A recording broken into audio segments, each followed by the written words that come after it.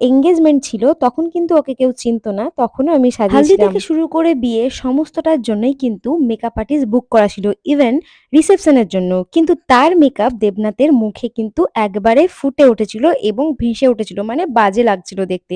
বলে দেবনাথ রিসেপশনের দিন তাকে ইনস্ট্যান্ট ক্যানসেল করে এবং আমাকে রিকোয়েস্ট করে। দেখতেই পাচ্ছ আমরা মেকআপ করতে, করতে অনেক আড্ডা, ইয়ার্কি, অনেক রকম গল্পও তাই করছি। বলে এই যে মেকআপটা দেখে কোনো ছেলে আবার ফোন করে বসো না বুকিং করার জন্য। কারণ কোনো ছেলের মেকআপের বুকিং নেওয়া হয় না। তাছাড়া তাকে আমি সাজাতে যাইনি। তার রিসেপশনে তার ওয়াইফকে সাজাতে গেছিলাম এবং তাদের বেস্ট ফ্রেন্ডকে। আর হ্যাঁ, বলে রাখি একটা ছেলের মেকআপ করতেও কিন্তু ব্লাশার, কন্ট্যুর, হাইলাইটার সমস্ত কিছু লাগে। তো সেই পরিমাণে সেই রকম করে আজকে আমি ওকে সাজিয়েছিলাম ব্লাশার, কন্ট্যুর, হাইলাইটার সমস্ত কিছু দিয়ে। লাস্ট ফাইনাল তোমরা দেখে জানাবে যে আজকের আমি এই ১ম বার একটা ছেলের উপর মেকআপ করেছি আর তোমাদের সঙ্গে শেয়ারও করছি। তো কেমন আমি সাজাতে পেরেছি সেটাও তোমরা কিন্তু অবশ্যই জানাবে।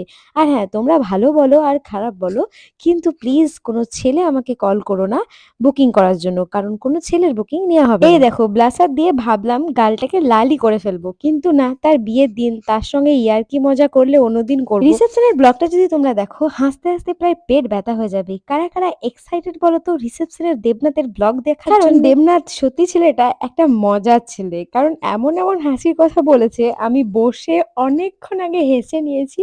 তারপর আমি সাজাতে শুরু করেছিলাম তার ওয়াইফকে। তাকে সাজানোর সময় সে যেমন হাসিয়েছিল এবং তার ওয়াইফকে সাজানোর সময় ঠিক তার থেকে বেশি হাসিয়েছিল। একটু হলেও তোমাদের সঙ্গে শেয়ার করেছি। মারাত্মক রিভিউ দিয়ে দাও একটা। ভালো লাগছে, ভালো লাগছে। লাগছে? শুধু ভালো লাগছে আবার কিরকম? না না, সত্যি ভালো লাগছে। ভালো খাবার না হলে যেমন করে রিভিউ দাও তেমন করে রিভিউ দাও। না, আলাদাই লাগছে। তুমি মানে যখন আমার ভাই বলতে পারো, আমার ক্লাসমেট বলতে পারো, সেই জন্য মেকআপ করেছি। মানে বারবার রিকোয়েস্ট করার পর, তাই তো? একদম।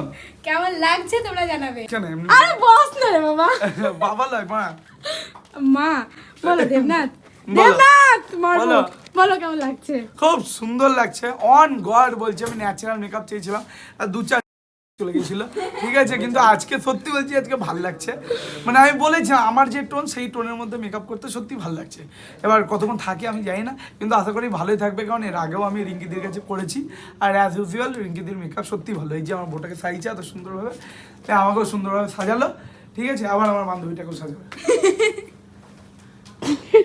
ঠিক আছে, থ্যাংক ইউ সো মাচ। একদম। কিন্তু একটা কথা খারাপ বলে দিলাম, হ্যাঁ। কি করবো সেটাই ভাবছি।